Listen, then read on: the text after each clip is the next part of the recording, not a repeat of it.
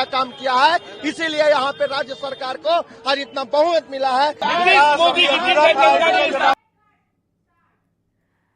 तो लगातार जो है इतने रुझान क्रॉस करने के बाद मतलब एनडीए की रुझान जो है वो इस समय 199 के आसपास पहुंच गए हैं। ये शुरुआती रुझान तो अब नहीं कहेंगे, अब तो ये है कि तस्वीर साफ होने की कगार पर है कुछ हद तक।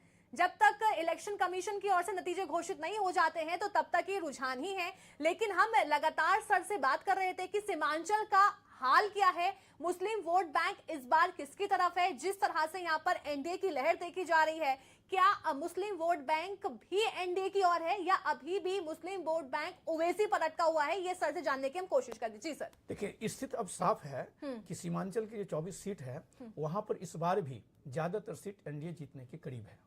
5 सीट पे ओवैसी की जो पार्टी है उनके उम्मीदवार आगे बढ़ रहे हैं। पिछले साल भी 5 सीट जीतने में कामयाब हुए थे और आरजेडी और एमडीए गठबंधन भी जो है वही 10 की करीब सीट पे आगे पीछे चल रहा है, रुझान जो चल रहा है। ऐसी स्थिति में अब सवाल ये उठता है कि इस बार भी पिछले साल 2020 में मुस्लिम बहुल सीट की 24 पे भी पिछड़ने के बाद इस साल भी महागठबंधन लीड क्यों नहीं ले पाई? उसका सीधा सा जवाब है कि एसआरआई में जो माहौल बनाया गया था आरजेडी द्वारा वोट चोरी का अधिकार, और इसको लेकर जो माहौल में गया तो मुस्लिमों में मैसेज गया। तो वास्तव में जो है ये सरकार जो है नीतीश की सरकार है, वो मुस्लिम एनडीए की सरकार जो बिहार में है वो मुसलमानों के खिलाफ है। और इलेक्शन कमीशन के माध्यम से जो ये एसआईआर की प्रक्रिया पूरी की हो रही है उससे नुकसान होगा मुसलमान का। तो इसमें क्या हुआ कि वहां पर वोट का पोलराइजेशन हो गया। मुस्लिम एक साइड चले गए, जिस के सीट पे जो भी महागठबंधन का उम्मीदवार होगा। अब इस बीच में क्या हुआ कि अमित शाह वहां गए, उन्होंने घुसपैठ का भी मुद्दा उठाया। योगी वहां गए, उन्होंने कटोगे तो मरोगे का भी मुद्दा उठाया। उन्होंने भाषण भी दिए, हिंदुत्व आधारित भाषण भी दिए। तो इन सब से क्या हो कि वोट का पोलराइजेशन हो गया। तो वोट का पोलराइजेशन होने से क्या हो गया कि आप देखेंगे कि जो हिंदू वोट है वो एनडीए की तरफ आ गया है और जो मुस्लिम वोट है वो जन स्वराज को भी गया है। एआईएमआईएम की जो ओवैसी है उनको भी गया है। आरजेडी को यानी एनडीए महागठबंधन के प्रत्याशियों को भी गया है। तो वोट बढ़ता है। तो ऐसे में सीन में क्या होता है कि टैक्टिकल वोटिंग होती है। जब टैक्टिकल वोटिंग होती है तो ये बीजेपी का इतिहास रहा है कि जहां भी जब मुस्लिम आबादी ज्यादा है, ये बिहार में ही नहीं पूरे देश भर में लोकसभा का भी चुनाव होता है तो मुस्लिम बहुल सीट पे बीजेपी की संभावनाएं जीत की ज्यादा होती है वोट पोलराइजेशन की वजह से। यही सीमांचल में हुआ है 24 सीटों पे कि बीजेपी पिछले साल से बीजेपी या जेडीयू एनडीए जो गठबंधन है पिछले साल से बेहतर स्थिति में अभी तक दिखाई दे रही है। सबसे जो पिछली बार 12 सीटें लेकर आई 12 सीटें 24 में से, इस बार 12 से ज्यादा सीटें महागठबंधन के पास थी। तो जो है इस बार जो है भी उससे बेहतर स्थिति में है वहां पर। इसका मतलब साफ है कि संख्या के आधार पर हम देखें तो 24 सीट पे महागठबंधन को ज्यादा सीटें मिलनी चाहिए, लेकिन उसमें सुधार नहीं होने का मतलब है कि उन्होंने अपनी नीतियों में जमीनी स्तर पर सेंटिमेंट किया है, कैसे हम सीट निकाल सकते हैं, वो केवल यही भरोसे में रह गया। हमारा एमवाई जो फॉर्मूला है कि मुस्लिम सीट मिल जाए, यहाँ मुस्लिम बहुल सीट है, कुछ अपना वायदा हम सीट निकाल लेंगे, अपनी कमियों को दूर नहीं किया। तो उसका नतीजा यही है कि फिर वही हो रहा है जो 2020 में हुआ, या शाम तक हो सकता है कि उससे भी ज्यादा सीमांचल एरिया में महागठबंधन को नुकसान हो जाए। तो सर देखिए, पिछली बार तो 5 सीटें लाकर कह सकते हैं ओवैसी के खाते में 5 सीटें पहुंची थी तो महागठबंधन को इसका नुकसान हुआ था। तो क्या इस बार भी वही स्थिति नजर आ रही है? क्या ओवैसी के खाते में 5 से ज्यादा सीट जा सकती हैं या 5 से कम आ सकती हैं, और किसको कितना नुकसान झेलना पड़ सकता है इन सीटों का? मैं आपको इसमें एक बात बता दूं, आपको याद होगा कि जब चुनाव आयोग ने चुनावी कार्यक्रमों का ऐलान भी नहीं किया था तो उसी समय से ओवैसी कह रहे थे, असदुद्दीन ओवैसी, कि हमें जो है कुछ नहीं चाहिए, हमारे 5 विधायक जीते थे, सीमांचल में 24 सीट है, हमें 6 सीट पे प्रत्याशी का टिकट दे दो महागठबंधन से, हम महागठबंधन से मिलकर चुनाव लड़ रहे थे। लेकिन उन्होंने मना कर दिया, उनका एक अच्छा प्रस्ताव था, लेकिन लालू यादव ने, तेजस्वी यादव ने सिरे से पूरी तरह से खारिज कर दिया। अब इसके पीछे क्या है, खारिज क्यों किया? अगर ओवैसी मजबूत होता है दोबारा 6 सीट पे 5 भी जीत जाता है, 6 भी जीत जाता है, तो मजबूत दोबारा होता है वहां पर। तो इसमें देखते हैं कि जो एमवाई फॉर्मूला है आरजेडी का, मुस्लिम और यादव का, वो फॉर्मूला में मैं कमजोर हो जाऊंगा और ओवैसी मजबूत हो जाएगा। इसका मतलब है कि फ्यूचर जो है आरजेडी का कमजोर हो जाएगा, क्योंकि मुस्लिम यादव एमवाई फॉर्मूला पूरे प्रदेश के लिए है। सीमांचल में वो कमजोर होते हैं, पूरे प्रदेश पे उसका इम्पैक्ट होगा, और इसका इम्पैक्ट लालू यादव पे नहीं हो रहा है। लालू यादव बुजुर्ग हो गए, उनकी राजनीति हो गई है, उनके जो उत्तराधिकारी हैं तेजस्वी यादव, जो छोटा लड़का, छोटे बेटे जो हैं वो हैं, उनके पूरी जिंदगी पड़ी है, पूरी राजनीति पड़ी हुई है भविष्य की, वो कमजोर हो जाएगा। इसलिए उन्होंने सीधे मना कर दिया। मना करने में क्या हो कि ओवैसी की तरफ से रिएक्शन आया, फिर वो जो है करीब 100 के करीब सीटों पर चुनाव लड़े हैं। सीमांचल ही नहीं, पूरे बिहार में जहां जहां उन्हें अनुकूल लगा है उन्होंने चुनाव लड़ा है, और उसका सीधा नतीजा है कि केवल सीमांचल में ही नहीं महागठबंधन को नुकसान हो रहा है, बिहार में भी कई सीटों पे वोट का डिवीजन हुआ है मुस्लिम। सर एक सवाल और है मेरा कि देखा जाता है कि आरजेडी जो है एमवाई फैक्टर को लेकर काफी सीरियस रहती है, मतलब ये है कि जातिवाद को लेकर आरजेडी बहुत ज्यादा मजबूत रहती है और कहीं ना कहीं इसका नुकसान भी इस बार झेलना पड़ा है। तो ऐसा क्यों है कि एमवाई फैक्टर को लेके ही आरजेडी चलती है? नहीं, देखिए इसमें थोड़ा सा आपको बैक में जाना पड़ेगा कि जिसे लोग बिहार में जंगल राज कहते हैं, उनके विरोधी नेता भी और जिसे आम लोग भी मान लेते, नई पीढ़ी को तो उतना ज्ञान नहीं है, लेकिन जो उस दौर में समझदार थे उन सबको पता है, जिसे 15 साल के शासन को लालू और राबड़ी जी के साथ जंगल राज कहा जाता है। उसमें लालू जी ने केवल एमवाई फॉर्मूले के भरोसे नहीं थे, उस समय मुस्लिम यादव और ओबीसी का बहुत बड़ा वोट बैंक को ले लेते थे। तो मुस्लिम यादव प्लस ओबीसी का समर्थन मिलने से 3 बार मुख्यमंत्री बनी राबड़ी देवी और 2 बार मुख्यमंत्री बने लालू यादव और 15 साल उन्होंने बिहार पे शासन किया। तो ये फॉर्मूला था। अभी क्या है कि जब लालू यादव सत्ता से हट गए उसके बाद से और अभी तक जो लीड कर रहे हैं पार्टी को, लालू यादव चारा घोटाला में आए, जेल गए तो नहीं रहे, चुनाव नहीं लड़ सकते हैं, तो डायरेक्ट अब उनकी उम्र भी हो गया, उतने वो एक्टिव नहीं रह पाते हैं। तो उनके जो बेटे तेजस्वी हैं और पार्टी के जो सिपाह सालार हैं, जो तथाकथित अपने आप को मानते हैं, उन्होंने इस चीज पे ध्यान नहीं दिया। मुस्लिम यादव पे तो तेजस्वी यादव ने इस बार ध्यान दिया, लेकिन ओबीसी और ईबीसी का वोट बैंक कैसे लिया जाए जो उनके पिताजी को मिलता था और उनकी पकड़ थी, उसके लिए कोई ज्यादा प्रयास नहीं किया। उसके लिए केवल एक प्रयास ये है कि उन्होंने वीआईपी विकासशील इंसान पार्टी के मुकेश सहनी को जोड़े रखा, इस बार हटने नहीं दिया। लेकिन उनको सीट दिया केवल 15 डिप्टी सीएम का उम्मीदवार, लेकिन वो 15 सीट से संतुष्ट नहीं थे। उसमें भी 15 सीट में कई जगह जो है कांग्रेस ने प्रत्याशी खड़ा कर दिया उनके विरोध में, आरजेडी ने खुद प्रत्याशी खड़े कर दिए। तो ऐसे में वो नाराज हो गया और शांति से बैठ गए। तो जो एक तो ओबीसी का वोट नहीं मिला, जो लालू जी को मिलता था नहीं मिला, ईबीसी को जो वोट बैंक जोड़ने के लिए सहनी को इन्होंने सीट दिया या डिप्टी सीएम प्रत्याशी दिया, वो भी शांत बैठ गए, उसका भी लाभ नहीं मिला।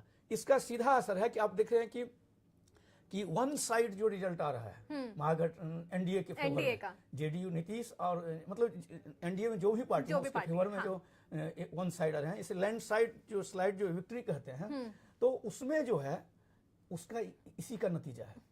और लोग चाहते लोग भी अब चर्चा कर रहे हैं, अरे ऐसा कैसे हो गया, इस तरह के रिजल्ट की तो हमने कल्पना ही नहीं की थी। उसका कारण है फेल हो गए। उसका कारण है कि एनडीए ने जो वोट का इक्वेशन सेट किया और महागठबंधन यानी आरजेडी ने वोट का इक्वेशन सेट किया, तो एनडीए ने अपने वोट के इक्वेशन को बना लिया अपने पक्ष में और आरजेडी उनके वोट के इक्वेशन को ब्रेक नहीं कर पाई। तो ब्रेक नहीं करने से क्या हुआ, और फिर पोलराइजेशन हो गया। पोलराइजेशन होने, बिहार में जाति का प्रभाव तो रहा है, धर्म का प्रभाव नहीं रहता है। मुस्लिम हिंदू कभी के आधार पर कभी भी वोट नहीं लोग डालते हैं, लेकिन इस बार क्या हुआ है, योगी जी की काफी सभाएं हुई है और गिरिराज सिंह की सभाएं हुई है, कई ऐसे लीडर गए हैं जिन्होंने उस मुद्दे को उछाला है। तो जाति और जंगल राज और धर्म तीनों का ऐसा कॉकटेल बना कि एनडीए के पक्ष में माहौल बन गया और लोगों ने वोट कर दिया। फिर 10,000 का मामला था, महिलाएं योजना थी, नीतीश कुमार की पेंशन योजना थी, उसका भी ये सारा आप बोलो आप देखेंगे तो एनडीए के एजेंडे पे लोगों ने ज्यादा भरोसा किया।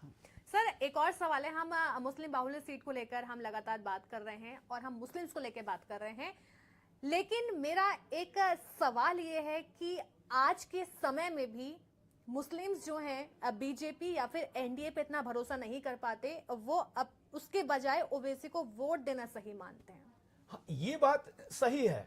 उसके कारण देखिए एनडीए पे भरोसा कर सकते हैं। हाँ। अगर एनडीए से आप बीजेपी को निकाल दीजिए, मुस्लिम को जो नाराजगी है बीजेपी से है। हाँ। या वो कहिए कि अटैचमेंट नहीं है, सेंटिमेंटल गेम है, मुस्लिम का बीजेपी से सेंटिमेंटल गेम है। ऐसा नहीं है कि बीजेपी सत्ता में आ जाती है मुसलमान मार काट दिए जाते हैं या उन्हें भगा दिया जाता है, ऐसा नहीं है। सबके लिए बराबर होती है। लेकिन कुछ ऐसे नैरेटिव बनते रहते हैं, कुछ घटनाएं ऐसी होती रहती है जैसे लगता है कि लोग बीजेपी उनके विरोध में है या मुसलमान उनके विरोध में चले गए हैं। हाँ। तो दोनों के एक दूसरे से शिकायत है, बीजेपी वालों को मुसलमान से शिकायत है, मुसलमान को बीजेपी वालों से शिकायत है।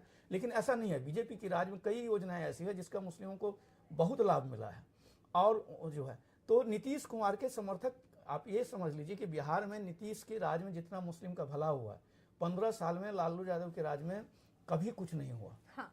आप किसी भी बिहार में जाके किसी मुस्लिम लीडर से या प्रभावी लोगों से या समझदार या आम लोगों से जो बिल्कुल खेती करते हैं, किसानी करते हैं या छोटा मोटा काम है उससे अपना जीवन यापन कर, उनसे पूछ लीजिए तो उन्होंने कहा कि लालू राज में हमारा भला कुछ नहीं हुआ, हमारा कुछ ने किसी ने कुछ बिगाड़ा तो नहीं लेकिन हमारा भला नहीं कुछ हुआ। लेकिन नीतीश के राज में कई योजना आई। सबसे बड़ी योजना तो ये होती है कि पूरे बिहार में जो कब्रिस्तान की जमीनें थी उनको उन्होंने 4 दीवारी करवा दिया।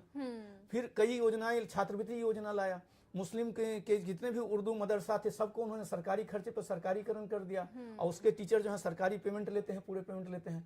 तो इस चीज को जो बिहार से बाहर रहते हैं लोग भूल जाते हैं। तो नीतीश को मुसलमान खूब चाहते हैं। नीतीश को 2020 में इसलिए मुसलमानों का समर्थन नहीं मिला कि नीतीश बीजेपी के साथ है और आरजेडी को छोड़कर फिर बीजेपी के पास आ गए थे, तो उसकी वजह से वो लोग साइड हो गए थे। लेकिन इस बार ये लगता है जिस हिसाब से एनडीए गठबंधन को बिहार के हर क्षेत्र में, हर जिले में वोट विनिंग कंडीशन में है, उससे लगता है कि मुसलमान वोट नीतीश को फिर मिले हैं और नीतीश को मिले हैं तो वो वोट का तो कह सकते हैं कि जिस तरह से यहाँ पर एनडीए का सीएम चेहरा नीतीश कुमार को पहले घोषित कर दिया गया तो उसका असर भी काफी नजर आ रहा है इस पर। हाँ, ऐसा है।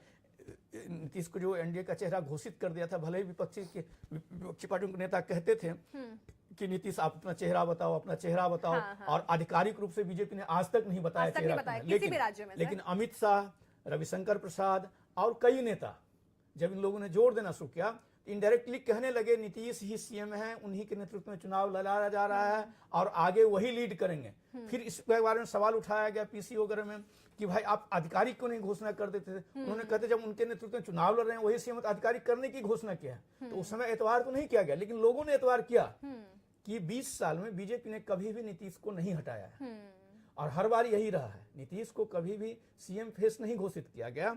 हर 20 के चुनाव में भी नीतीश को चुनाव का नेतृत्व करने के, बिहार में बड़े भाई की भूमिका में नीतीश ही रहते हैं और वहां बीजेपी दूसरे भाई की भूमिका। ये बात अलग है कि केंद्र में बीजेपी की सरकार है, नरेंद्र मोदी जैसे प्रधानमंत्री हैं, अमित शाह जैसे गृह मंत्री हैं, तो उसका एक असर दिखता है कि नहीं बड़ा भाई तो बीजेपी है। लेकिन बिहार में हकीकत यही है कि बड़े भाई की भूमिका में नीतीश ही रहते हैं, जमीनी हकीकत।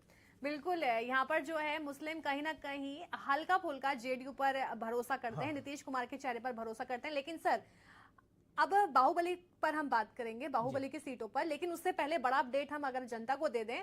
लेकिन इस समय अब बड़ी खबर ये आ रही है कि एनडीए को रुझानों में 203 सीटें मिल चुकी हैं, यानी सर 200 क्रॉस कर गई है और महागठबंधन जो है वो लगातार नीचे जाता हुआ नजर आ रहा है। हालांकि सुबह अगर सर तस्वीर देखी जा रही थी तो 82 पर महागठबंधन पहुंच चुका था और लग रहा था कि शायद समय के साथ जो है महागठबंधन ऊपर